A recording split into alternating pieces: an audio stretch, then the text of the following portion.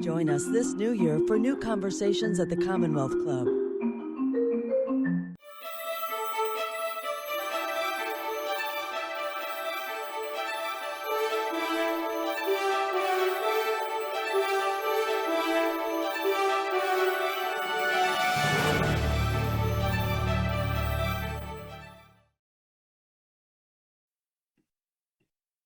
Good evening and welcome to this evening's program, Civil Dialogue in Partisan Times.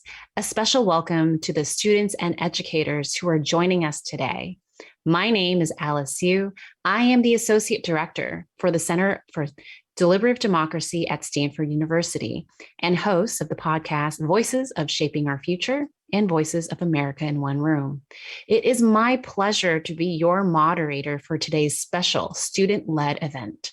This program is brought to you by Creating Citizens, an education initiative of the Commonwealth Club of California, and is sponsored by the Correct Foundation.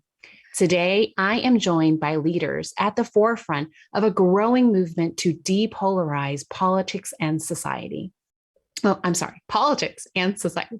Unfortunately, Mia Charity, one of our panelists that was scheduled to be here today, will not be able to join us tonight following a travel emergency. So if the two of you would like to introduce yourself and your work first, that would be great. Let's start with Justine. Sure. Thanks for having me. I'm Justine. I'm calling from New York City, but I'm originally from the Bay Area, and I am the executive director of Living Room Conversations. And we are focused on working with leaders to bridge differences and build connections through small group conversations in their communities. I got started in the bridge building movement in 2016 when I co-created Make America Dinner Again. And like the name suggests, we were organizing dinners among people across the political spectrum and across the country with the goal to better understand each other. And I lead with the belief that in order to solve the world's biggest problems, we need to face each other, and that starts with a conversation.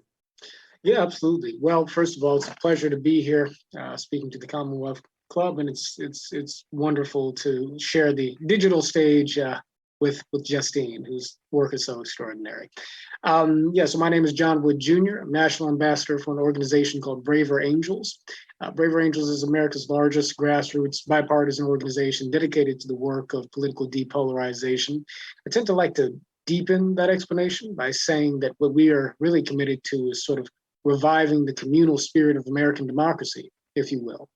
We work across multiple sectors of society, including politics and government, academia, media, even arts and culture. We have a community of singers and songwriters that implement music in some of our programming, but we are grassroots in local communities. We've got about 10,000 members across the country, getting close to about 80 local bipartisan alliances in different parts of America. We do a range of things from content production, live forums, and programming, but the heart of our work comes in workshops and interventions that are crafted to teach people deeper skills for empathetic communication and teaches people to build relationships with each other across partisan lines. Our core models are more or less literally the application of marriage counseling to the relationship between Republicans and Democrats. And so probably a fitting approach for a country that sometimes feels like it's on the brink of divorce. But seeking to head that off is what we do. And and once again, I'm grateful to be here having this conversation with you. Thank you, Justine. Thank you, John. One final note before we begin. If you have a question or comment for me or for any of the speakers today, please post it in the YouTube chat where you are watching. Okay, let's jump in here. We've got a lot of questions today. I want to start with a broad one, just to set our bearings. This one about our country. Is our country really as polarized as it seems to be? Or does media bias make the situation seem worse than it really is? What do you guys think? Mm-hmm. Well, I think that, to just jump right in, I think that sort of depends on where you look and what you're looking at. on the one hand, most Americans, I think, are still very much capable of living together and working alongside each other because most of us are. Most of us have people whose politics differ from ours that we work with, go to school with, maybe even have in our families, in some cases, people we're dating or even married to, right? And everybody does not hate everybody else, right? And so the media certainly has a vested interest in amplifying polarization and divisions. It's something that drives clicks, something that drives ratings. It's really sort of the business model of so much of modern politics. So it is possible to get the sense that things are worse than they are. Having said that, things are pretty bad, relatively speaking. And there are a lot of ways in which we can tell this. Now, there's polling data that indicates, for instance, that you go back a few generations, used to be the case that Americans were very concerned about their children marrying outside of their religious faith. You were Protestant, you didn't want your daughter or son to marry Catholic, and vice versa. But in those times, it used to be that only about 5 or 6% or so of people had any serious problem with their kids marrying somebody from the other party. Now that's completely changed. Religious cross marriage is not particularly controversial, but marrying a Republican, if you're a Democrat, and vice versa, the idea of your child doing that seems like a great betrayal for many people. The levels of affective polarization, that is to say, personal vitriolic contempt towards people on the other side of the aisle on the basis of their party affiliation, what we think that represents, is something that, statistically speaking, has been shown to have increased radically, going all the way back from the 70s to the 80s, but definitely accelerating over the course of the last 28 years or so, since about the mid-1990s. And we are at a high point of that sort of a polarization now. There are all sorts of reasons for that. Maybe we'll get into discussing some of it. But if you look at the breakdown of our ability to govern, the breakdown of Congress's ability to function, pass legislation, et cetera, you look at outbursts of political violence, and you look at the sorting of the American people. I mentioned a moment ago that most of us live next to people or by people who have different politics than our own. But that's actually less true today than it was in the past. People are literally sorting themselves into counties that are more and more like themselves politically. It used to be the case that most Americans lived in counties that were within about 20% or so, different Republican Democrats, 60-40 split. Nowadays, most Americans live in counties that are upwards of 70 or 80%, one side or the other. And that's because we're actively moving away from each other because of political reasons. So there's all sorts of metrics by which we can tell that this is a worsening problem. And that's what occasions the work that we do. Wow, John, you're painting a pretty grim picture right now. Just what do you think? Sorry to be down. No, I appreciate.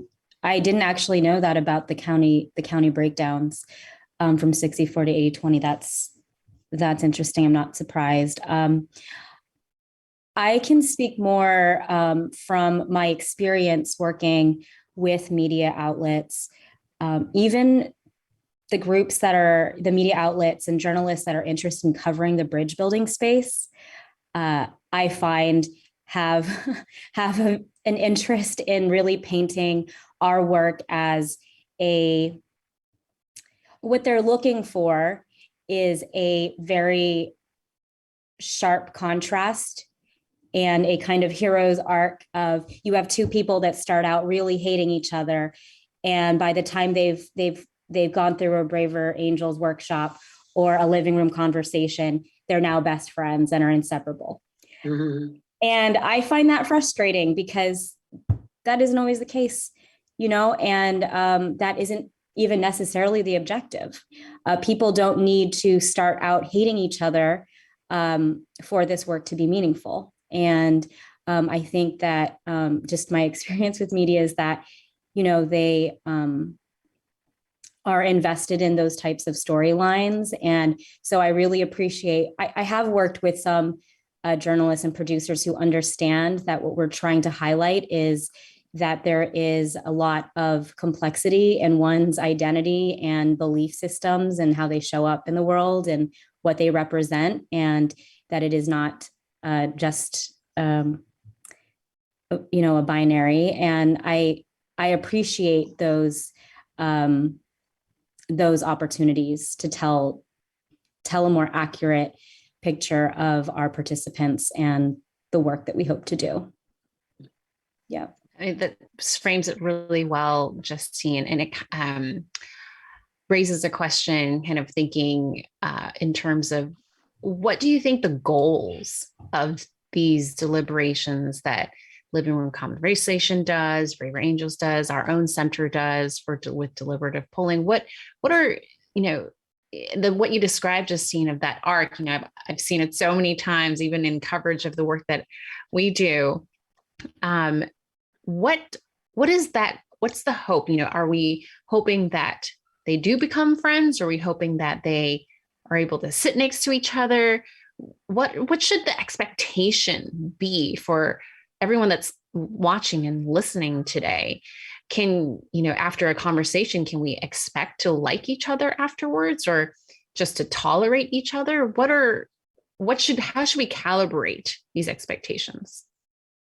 Mm-hmm. Yeah, I'm happy to jump in on that, unless Justine, you want to take a swing at it. Go right ahead. Yeah. Well, I think that there are, and now, first of all, to Justine's point, every interaction is different, right? And everybody who engages in a Living Room Conversation or Braver Angels workshop isn't necessarily going to walk away best friends. Although, this does happen. And certainly at Braver Angels, we can recount all sorts of inspiring stories, and those stories are deeply meaningful. But I think that there is benefit that comes to the individual, and that there's benefit that comes to society. It's important to look at these things, I think, in both of those dimensions. On the one hand, I do think that there's intrinsic value in coming to have a deeper understanding of the lived experience and the humanity of somebody who thinks differently than you do, because otherwise we're walking around all day with sort of distorted caricatures of who people are on the other side, who people that we interact in our personal lives with are, that have been developed in order to polarize us against each other for the sake of ratings or votes or what have you, in a way that impacts our mental health in a terrible, terrible way. How are you not going to live in a great state of anxiety if you think that you're surrounded by Nazis and and Stalinists all day long, right? And yet that's the impression that you get from a lot of the polarizing sort of narratives. So, learning how to communicate with people empathetically is empowering. Learning how to see the humanity in people is balancing. So there's a mental health benefit that comes to you and a relational benefit that comes to you. But what also grows out of these interactions are new norms, if you will, for how it is we engage with each other. New norms of disposition, new norms of understanding that then find themselves exported into the settings and institutions within which we actually participate in the project of self-governance. So if I know how to communicate with you more effectively because I understand you better as a human being, suddenly we are going to do a better job working together in a corporation. Suddenly we're going to do a better job learning from each other in the classroom. Suddenly we're going to do a better job deliberating with each other in a hall of government, right? Suddenly we're going to do a better job representing one another in the field of journalism and how we tell stories. And we'll have a greater basis for trusting each other, even when the other one is in power and I am not, let's say. And that relationship of trust and those norms of empathy and respect need to be there in order for democracy and her institutions to function. In the absence of that, you get what we're getting now, where vast majorities of the American people don't trust Congress, don't trust the White House, don't trust the academy, don't trust the legal system, don't trust the church in a significant degree, because we don't trust each other. So that's the benefit at scale to society. I completely, you said it all. I will say that Living Room Conversations is a little less focused on building consensus, deliberation, debate. We are more focused on just participants showing up, learning and hearing from each other.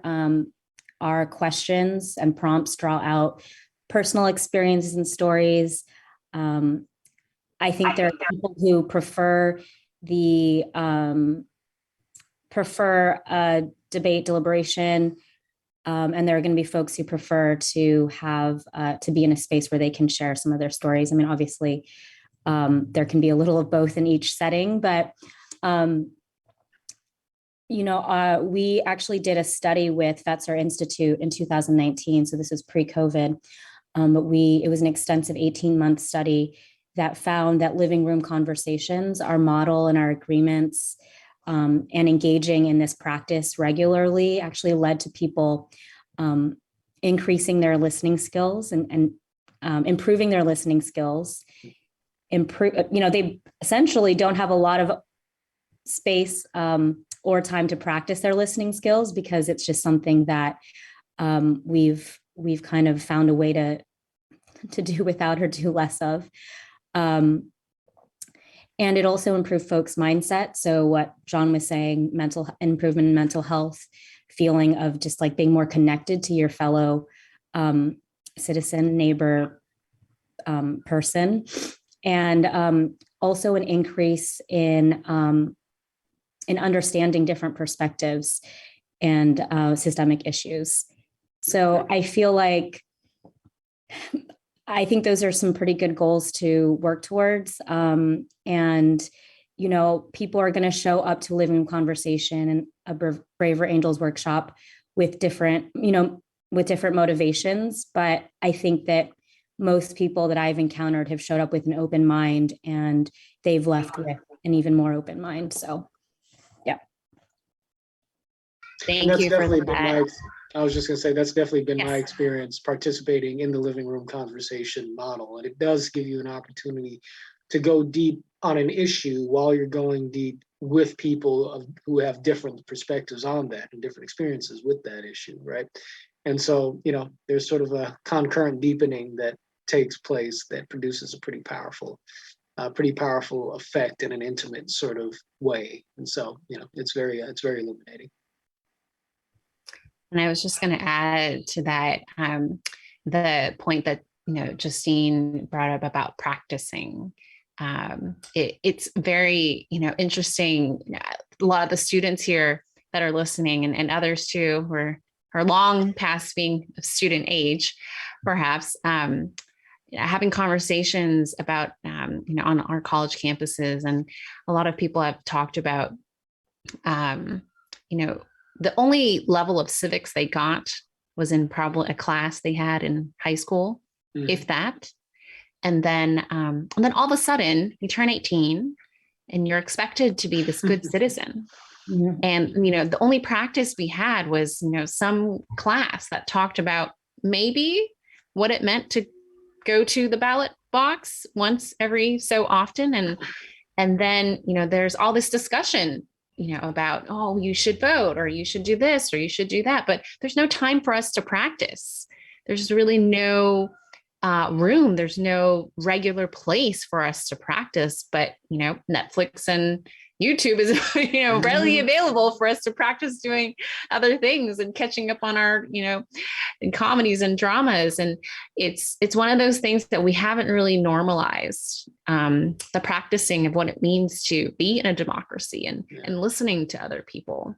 And so this conversation we're having is really highlighting that whichever method we're using, we're giving people opportunity to join in at some point and have these conversations. And I think for all of our organizations, and especially our center right now, is trying to understand, how do we make it so accessible that it's just at someone's fingertips if they wanted to join a conversation at that moment in time. And so we're thinking about how to scale conversations to tens of thousands, to millions of people at the same time. Right now we're been doing deliberations on a AI assisted deliberation platform where we can have thousands of people on the platform at the same time. And it's just, it's so interesting to me being in this space where everyone talks about being a good citizen, but we have such limited resources to provide people to do so. And Yeah. just pushing the conversation forward even more and going deeper now, I'm wondering, from both of your experiences, are there issues that are difficult to be had with deliberation? One of them is, a question I have here. Is it possible to have non-polarized conversations about issues that in a way require polarization? The example we have here is about critical race theory or book banning, where people seemingly have to either support the good, the bad, or the ugly side of the issue. Or if there are any other topics that you feel are ripe for deliberation, or should deliberations stay away from. What are your experiences telling you? Mhm.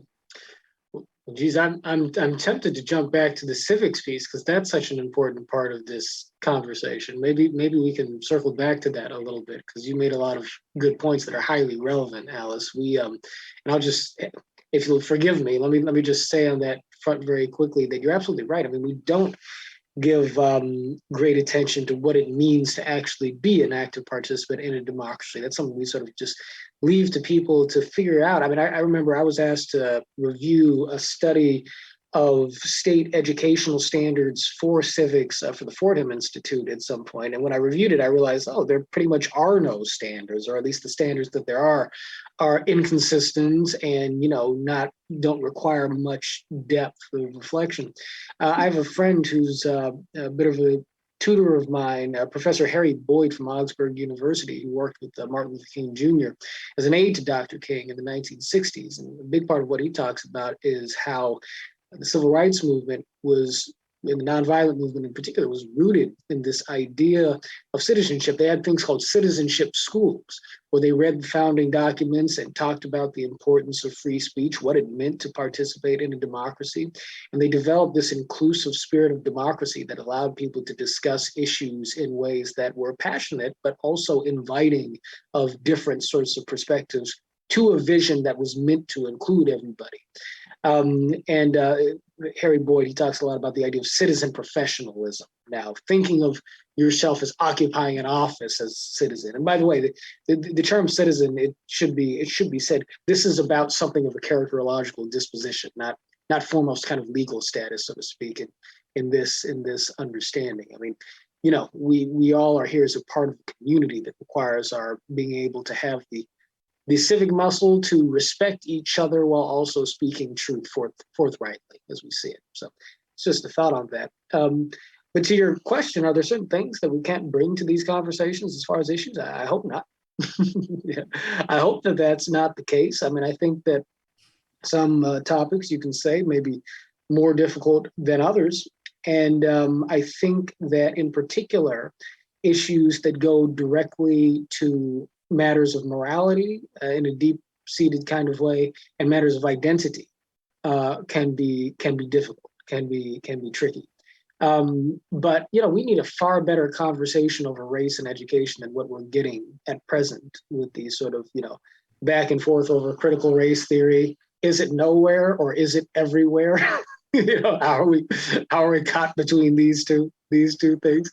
And the truth is just kind of nuanced. I mean, critical race theory is something that is not really taught formally at the grade school level anywhere. On the other hand, ideas inspired by critical race theory do inspire various educators who do find themselves in college campuses, but even or in grade school campuses and so forth. But even at that, there's specific conversations over, if we talk about the burning of Black Wall Street in Tulsa, Oklahoma, is that critical race theory or is that just a balanced view of history? But even if it's part of a balanced view of history, how are we teaching it? Are we teaching it in a way that informs, or are we teaching it in a way that says that, therefore, Black kids and white kids in the classroom need to look at each other through somewhat racialized eyes, so to speak? It requires an important conversation, but I think that what living room conversations and Braver Angels and others bring to this is a willingness to sort of engage the human being behind the opinion in the context of his and her, their experience, their history, right? So if we can humanize our differences, then we can give each other psychological permission to hear one another's point of view in a way that can be edifying instead of polarizing, right? And so, that's always the answer, whatever the issue is. And if some issues are harder than others, that approach, I think, still remains the way to go. That's great. Thank you. And Justine. yeah, I agree with John that there are some issues or topics that are harder than others. I know for myself personally, the issue of race is one that really depends on the time, the place, and who I'm in conversation with.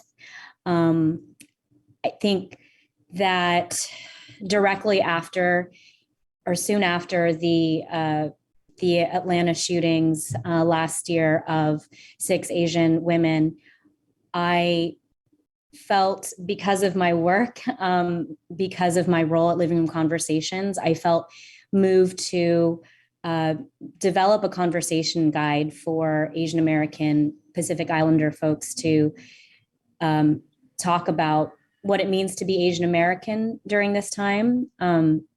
So I did that. But as I was thinking about actually having these conversations, I did feel some tentativeness. And I think that having the conversation among Asian American women has been especially powerful for me, powerful healing. It's much harder for me to have a conversation about my race with someone who is not Asian American, who is not an Asian American woman. In particular with white men, I find it challenging. And I think that's okay. And I think part of doing this work, participating, engaging this work, is figuring out what your capacity is to engage in these types of conversations, what topics you're capable of engaging on at length, and what topics might put you on edge. And I have learned that over the past 6 years, what my lines are, and just getting better at listening to myself, listening to my body, listening to how I respond to what I'm hearing on social media. If I'm feeling my body tense up, then I probably can't engage with someone on that topic at length. So, yeah. And I actually wanted to also comment, Alice, on your point earlier about making these spaces more accessible to more people. I think that's absolutely worth doing. I also recognize that this work is or can be considered a privilege. There are plenty of folks who don't have the time or the energy or the wherewithal to like participate in conversations with different perspectives because they're just trying to get by. They're just trying to survive. They're, learning, they're still learning about their community and how they fit into their community. And so I just want to take a moment to acknowledge that. But I do think that as a leader in this space with you all, I want to be thinking about how we can make it more accessible, how we can expand the definition of an engaged, active citizen, what that means, beyond voting, beyond thinking about your political identity. It's it can be a lot of things, and yeah, something to think about. Justine, thank you for bringing that up. I'm reminded in November of last year, the American Academy of Arts and Sciences hosted the Youth Democracy Summit. And a part of that, our center did this national deliberation among 18 to 29-year-olds. And during the discussion, when the results were presented, one of the things that one of the proposals people were talking about was about what to do to encourage more people to participate in the civic space or civic education in general.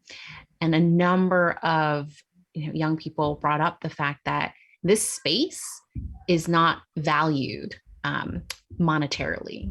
Like, people that want to be a computer scientist, a programmer, work in tech companies, they're highly paid. They get paid the big bucks. But people who want to do public service or work in a civic space, they get very meager pay. And therefore, jobs in this area, have a different context and you do it out of goodwill or because you're a good person. And a lot of people, don't end up not going into this space because there's no money to be made. And there was so much discussion among these young people that, if you want to improve democracy, if you want to improve civics, if you want to improve this space where you want people to be good citizens, then you should pay people to work in this space where they can make a decent living and be the people who we want them to be. And I wonder, from, each of your organizations, like, how do you cope with that? I'm sure you struggle with that, and our center struggles with that. We're always constantly fundraising. We're constantly looking for money to do these projects. And even though now, the term depolarization or moderation, or, those terms are becoming more mainstream, it's not like money is coming in as quickly. And so, I was really struck by when these young people that were at the conference started saying, well, if you want people working in this space and improving democracy in this way, as we're talking about it, we have to pay people the way that we pay programmers, pay them the salaries to make good people work in this space. And I wonder how the two of you deal with that and getting good talent. Yeah. Well, look, I sympathize. I mean, I been working at Braver Angels, was originally Better Angels, for I guess 4 years now, almost exactly. I started as a member of staff at least in March of 2018, although I volunteered for some months before that. I once was a nominee for Congress. I once was a vice chairman of the LA County Republican Party. I was a liberal activist in years before that. I worked for Obama's campaign in 2008. And I made like zero to no money doing any of that. I've always been somebody who's motivated by a great deal of idealism and a desire to be, sort of a constructive part of democracy. And I just had long been moved by that as a meaningful way to apply the energy of my life. But it was a struggle, especially, I got married, had little kids and whatnot. The wife is telling you at some point you need to get yourself a regular 9 to 5 and stop, stop juggling dreams and whatnot. And now I'm very grateful to be, relatively sort of, comfortable in terms of my employment. But even then, to your point, I've spent a hell of a lot of my time fundraising. Justine, you take away the Fetzer Institute and a fair amount of the movement disappears. True. So thanks to those folks. So, I mean, it's tough because it's not, we live in a market-driven economy, and the things that are truly valuable do not always express their value in the price or compensation attached to them. I do think that civics education, just to the earlier point, is something that should be built into our general education. I don't think it should be just for people who want to go directly into public service or sort of specialize in fields directly related to that.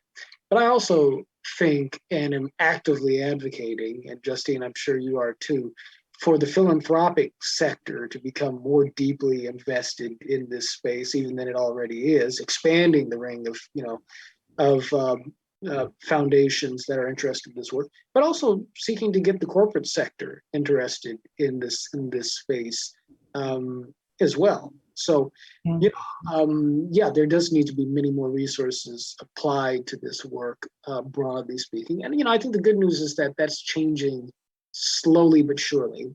The problem is that people get most invested when we're on the verge of some great crisis or emergency, when really we need to be investing earlier on to build up the capacity to be able to hold American relationships together before we get to the points of worsening crisis.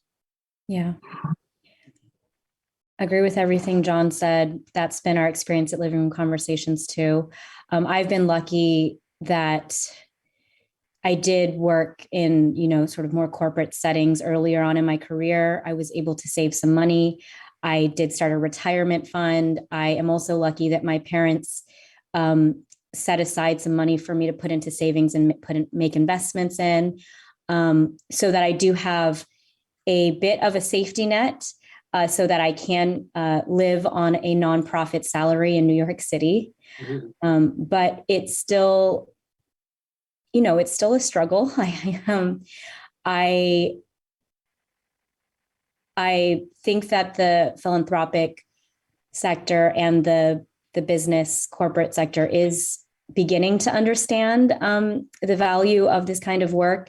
Living Room Conversations over the past couple of years has begun working more with corporations and businesses in bringing our model into their workplaces. So there is an interest, and they do have bigger budgets than most other, nonprofits or groups that are faith groups, civic groups that we typically worked with. So that's been cool to see. And there is also a new group called, in terms of the philanthropic sector, there's a new group called the New Pluralists. I'm not sure if you've heard of it. I see John nodding. Oh yeah. You know about them, yeah. Mm-hmm. So they're I'm with their Field Builder network. Yeah. Mm-hmm. That's right. Yeah, they're a collective of foundations that are invested in this work and imagining a new way forward. And they've begun making some contributions and really investing in the space. And they're really thinking about the long-term infrastructure for this kind of work. So that's exciting to see. But like John said, it's slow, and this is just where we are right now. Yeah. I'm gonna take that the slowness and transition over, and John, you talked about bringing civics, really having civics in schools, and being that this is a student-led program. I'm sure many of the students now are thinking about whether they have civics in schools or whether they're going to have that class at some point, or if they've had it already. What can students do? This program is about, living in partisan times and trying to navigate partisan times during these partisan times. What can students do in particular, for those students that are listening? How can they help, whether it is depolarizing in their own daily life, whether it is preparing for something for the future that they may face, as we're talking about now, that, this isn't just here and now, we have to look forward as well. What can students do in their capacity right now? Yeah, absolutely. Well, so obviously organizations and on-campus institutions like yourselves make all the difference in the world in terms of providing a space for students to be able to plug in. And there are others that are worthy of attention too. But Braver Angels is privileged to work with an incredible campus organization. I don't know if they're represented in the Bay or not, but the Bridge USA, Justine, you're probably familiar with Manu Meal's organization. Incredible campus group fostering dialogue and collaboration across party lines, across I think some 55 some odd campuses in the country. There are organizations that give you the opportunity to become civically engaged in a way that is, may involve activism, but also gives you the opportunity to build relationships and understanding with people who differ with you. And I think that a lot of what students have the opportunity to do does come down to, when you get beyond opportunities like that. And of course, Braver Angels is very much, like I said, a volunteer-driven organization, and we welcome student involvement 100 million%, right? But I do think that taking advantage of the information that is available to us online, and in so many different places therein, to be able to develop a deeper familiarity with how other people think beyond what is served up to us, through these sort of polarized or partisan outlets that have a business model that's based on narrowing our point of view, right? Taking the opportunity to sort of understand, if you can find the time for it, the intellectual and philosophical roots of conservatism, of progressivism, of the African American experience, of the Appalachian experience, and so forth, of the immigrant experience, whether you're talking about Asians or Latin Americans, et cetera, et cetera. Finding the time to be able to understand something of where it is people are coming from, why it is they think the way that they do, so that when you encounter individuals from the trans community, let's say the LGBTQ community, who have a different life and perspective and experience than yourself, you are ready to have a conversation with them that is better positioned to dignify the humanity of their experience, right? That to me is at the heart of being a good citizen, right? Recognizing that that really is rooted in just a basic sense of goodwill towards humanity. You know, for me, that's kind of where everything really starts. Meaning well for other people and not allowing people to be reduced to mere political abstractions. Because in reality, human beings are far more complicated than the ways that they vote. And holding on to that understanding is what anchors so many of us in a faith in the power of this work. But that lesson is available to you, whether you do this professionally or just trying to be a good citizen, so to speak, in your own daily life. Totally. And I want to take a moment to plug that Living Room Conversations actually has a youth council. We're a group of about, I think it's like 10 high school, college-aged students across the country who are bringing and organizing living room conversations on their campuses on topics that they care most about. We're all about creating spaces where students can feel seen and heard. And we believe that that is one of the first steps, like John suggests, in decreasing polarization. I think that it's about a curiosity and a desire to hear and learn about other people, but also through that, learning about yourself. I think that, you know, asking yourself questions. So any question that you know, I often find myself when I read an article about a perspective I don't agree with, I'm like, how can they think this way, right? Like, I have all these questions that I'm kind of going through in my mind that I'd want to ask them if I could. But I think another valuable exercise could be asking myself, could I answer that question if they asked me? Could I imagine what they might be curious to learn about me?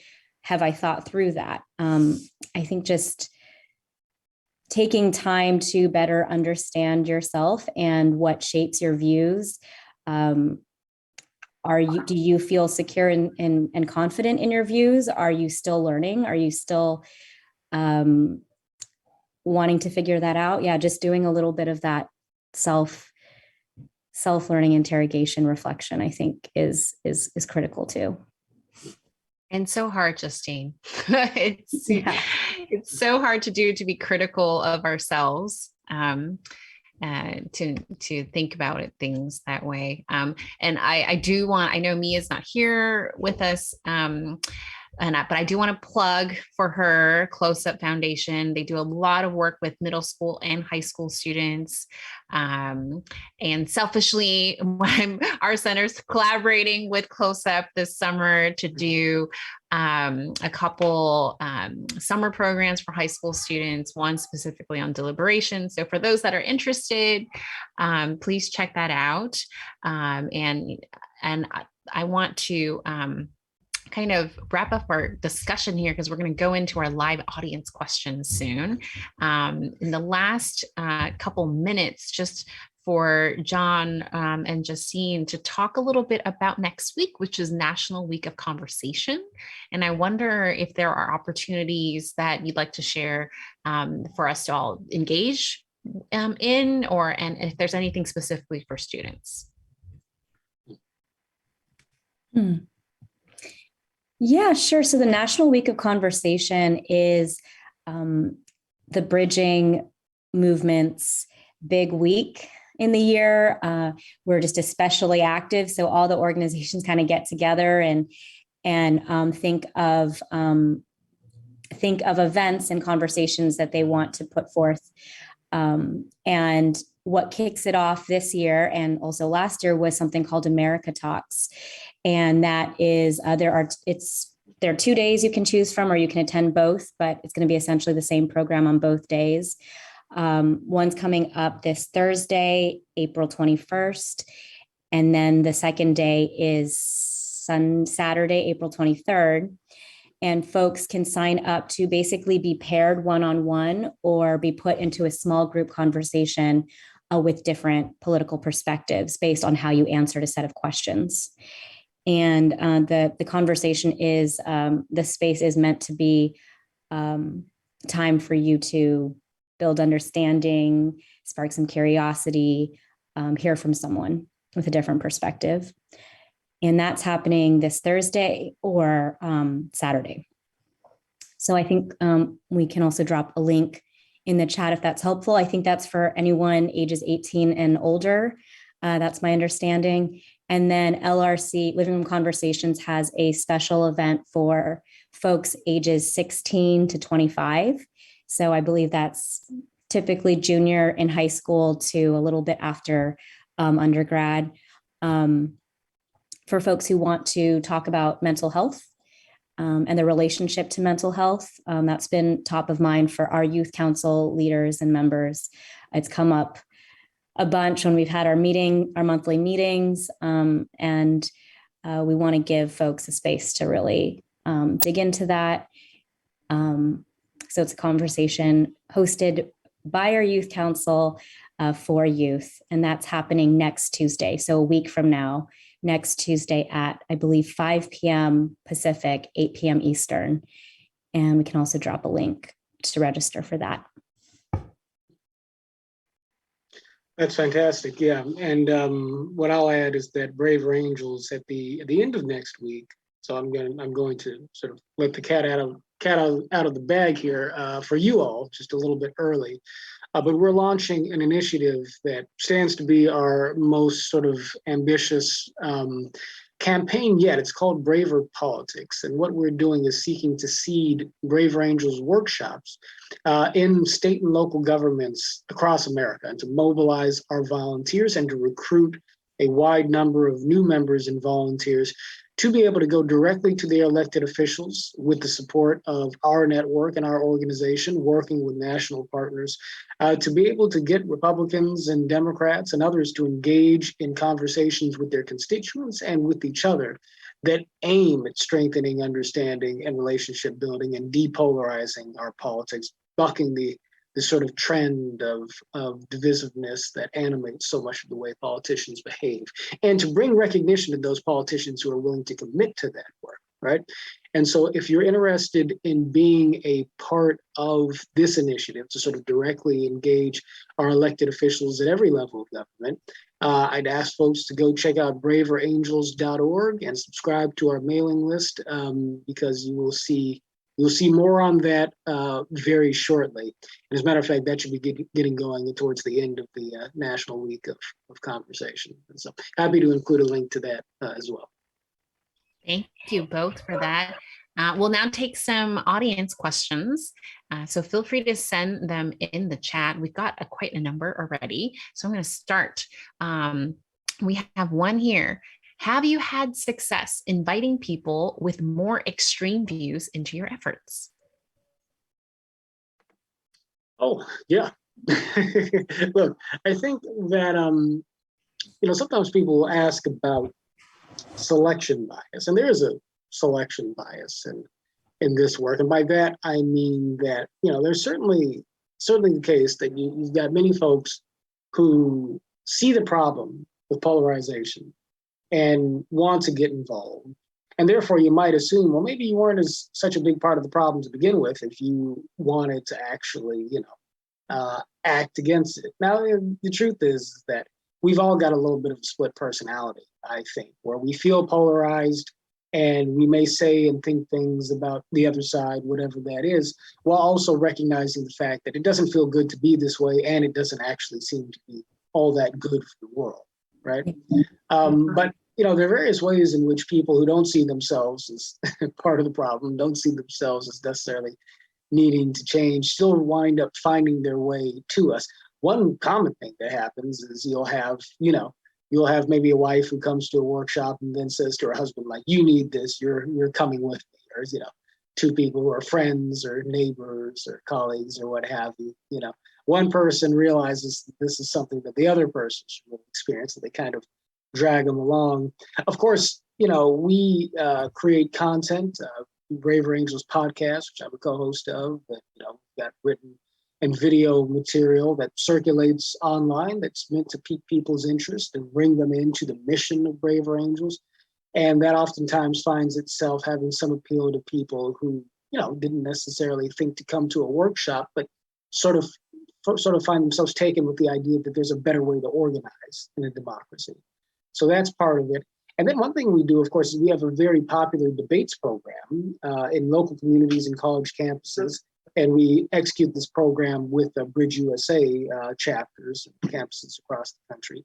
And, that's really about having the opportunity to voice your position on an issue. But the way the debate is designed is it's about uplifting intellectual humility. It's about bringing people into sort of a communal pursuit of truth, if you will. And people are even allowed to change their minds and are asked to be honest about where they have doubts on issues. But it still has an appeal to activists, to folks who are very partisan in their nature, because it's a chance to be heard. But once you come into the space, you realize, okay, I get a chance to make my argument.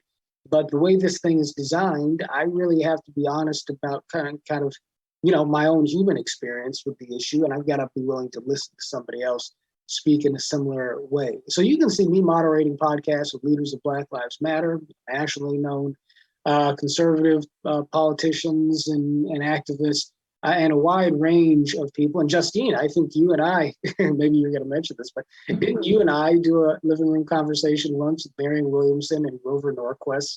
Yeah, we did. Yeah, exactly. So, we wind up casting the net quite a bit wider than I think some people realize. I would agree with that. I think it depends on what you mean by extreme views. Typically, with Make America Dinner Again, when we organized dinners across partisan lines, we did curate quite a bit to ensure the balance. There were a few folks who wanted to join with more extreme views, who we decided not to invite because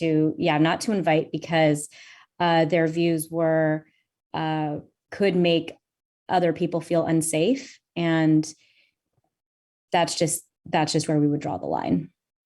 And I can go into more detail, but I think you probably have a sense for what I mean about folks not feeling safe. It's essentially folks who were part of white power nationalist groups, who I think very clearly, based on how they filled out form of interest, we're there to push an agenda, and that wasn't what we're about. So, yeah. We're quickly running out of time. We're in the last few minutes, so I'm going to try to squeeze as many questions in as we can. So perhaps keeping your next answers a little shorter. So let's go with this. Let's try to get in a couple. The first one here. There are people and groups that benefit from keeping people opposed to each other. How can we discern who is trying to keep us polarized? Well, I think that first of all, I think that that's true, but I think that that's also a consequence of the incentive structures that people find themselves in. And, there's a straightforward political and financial incentive to dividing Americans if you're in much of the media or much of the partisan sort of, political structures. But then there's also social incentives too. You build your own social media following by dunking on people, all day long. But even these people are human beings, and, we tend to get radicalized against each other. So, you've got sort of the stick there, and then you've got the carrot of saying, oh, if I build on this contempt that I'm feeling, I can actually benefit from it. Take a look at people's incentives, and you'll have a sense as to what pressures are acting upon them. But at the same time, don't let that make you think that they're irredeemable. We all fall victim in various ways to the realities of the systems that we live in. We've got to sort of help liberate ourselves from, from these bad incentives and reform some of these systems or change them, in ways that don't call to the worst of human nature. But follow the incentives, and that'll tend to give you some clarity. Yeah, I'd agree with that. Awesome. All right. Some practical help here. Can you give examples of some of the norms you ask people to observe during conversations? Justine, let's start with you. Sure. I actually have a card here that has living room conversations, conversation agreements on it. So I can just read them aloud very briefly. Be curious and listen to understand. Show respect and suspend judgment. Note any common ground as well as any differences.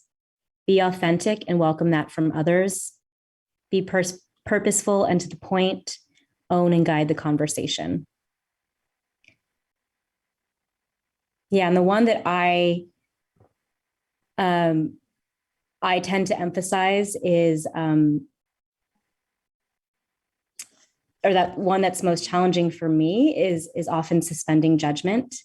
So I encourage participants, if they are hearing something that is triggering a judgment, to have a note card or a piece of paper handy to jot down some notes, and to be prepared to let the person complete their thought and so not interrupt, and then just be ready to ask a question. But also, I find what can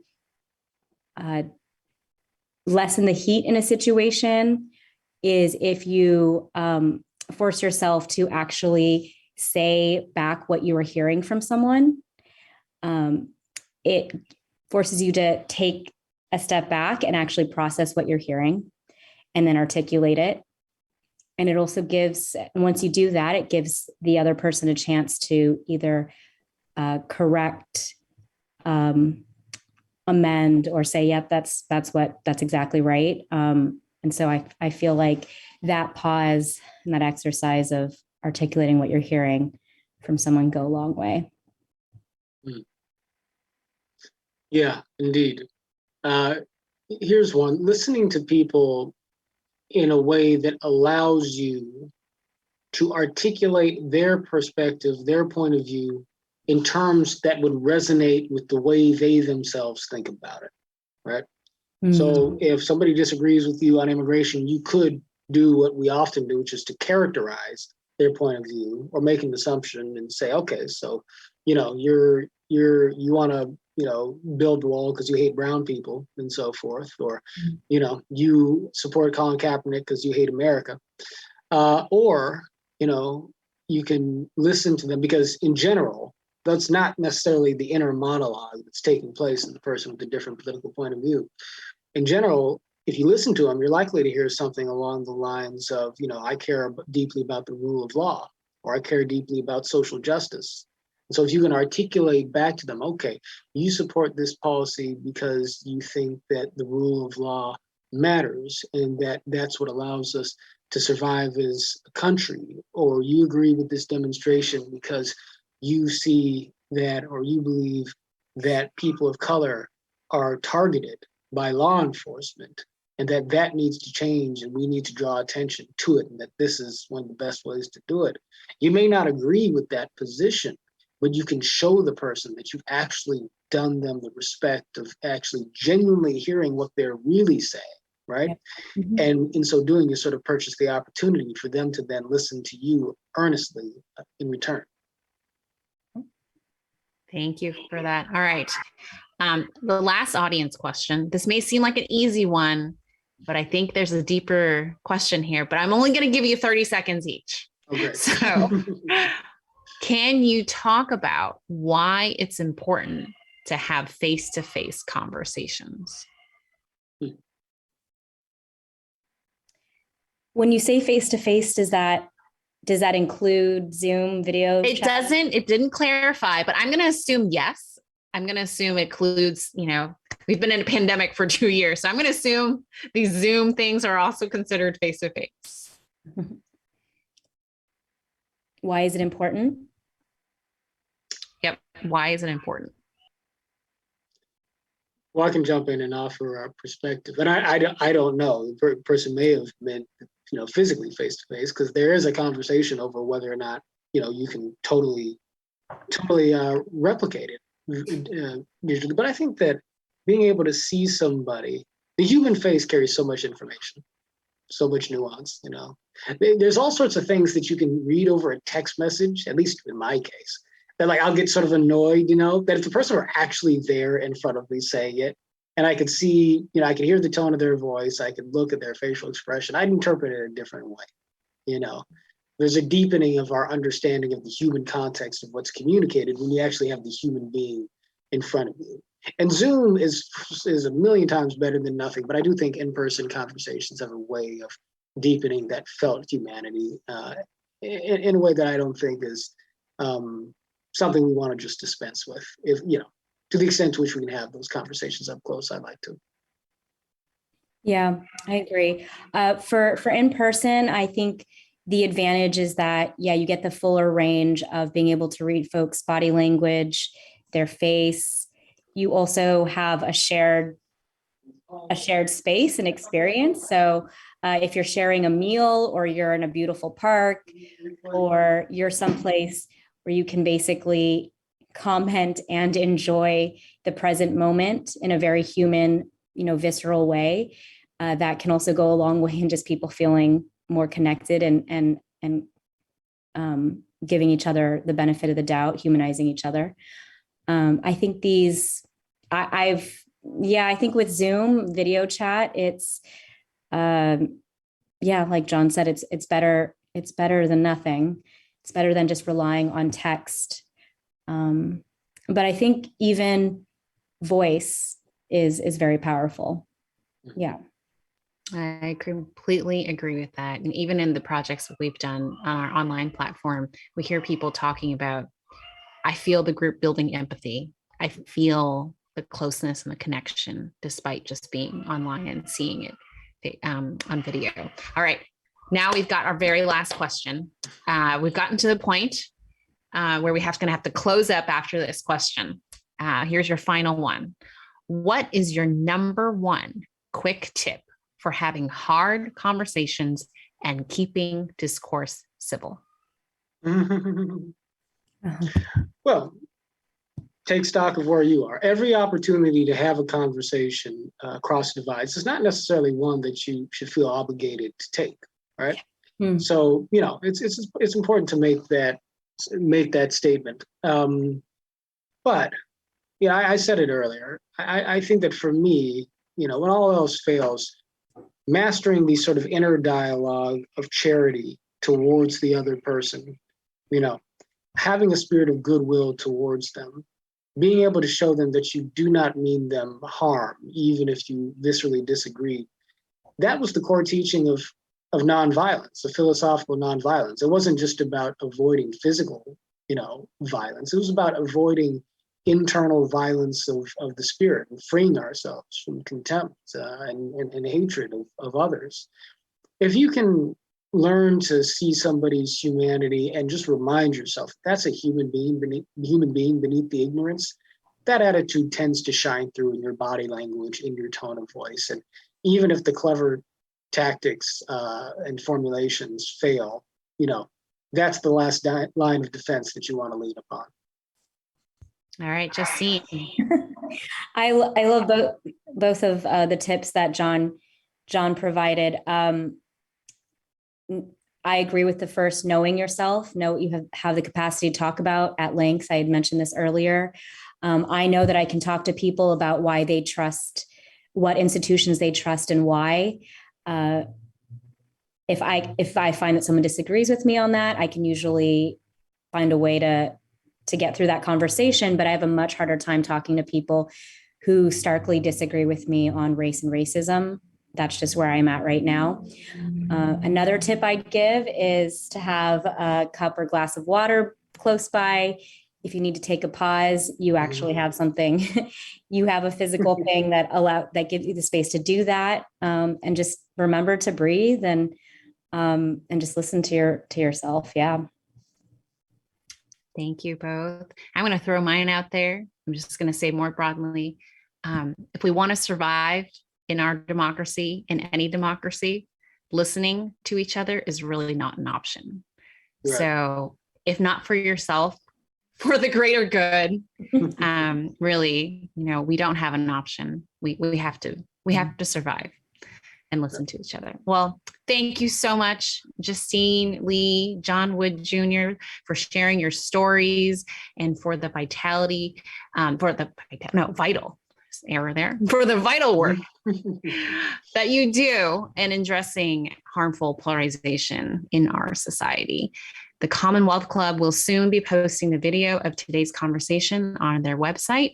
To watch the video and to support the Commonwealth Club and their education initiative, Creating Citizens, please visit commonwealthclub.org/education. I am Alice Yu. Thank you so much for joining us online today at the Commonwealth Club, and good night.